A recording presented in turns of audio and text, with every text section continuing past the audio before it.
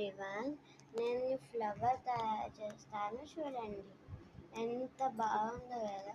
మీకు ఈ ఫ్లవర్ తయారు చేయాలంటే ఈ ట్యుటోరియల్ ఫస్ట్ పూర్తిగా చూడండి.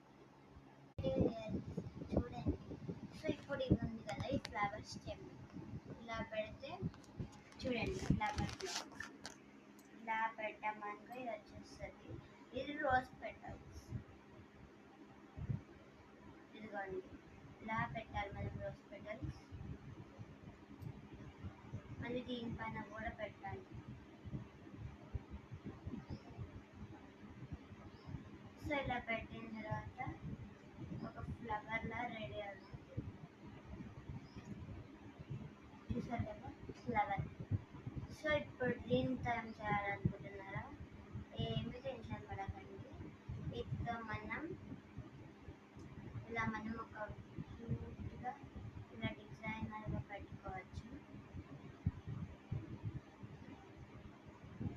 ఇలా ఉంటుంది. చూసారు కదా ఫ్లవర్.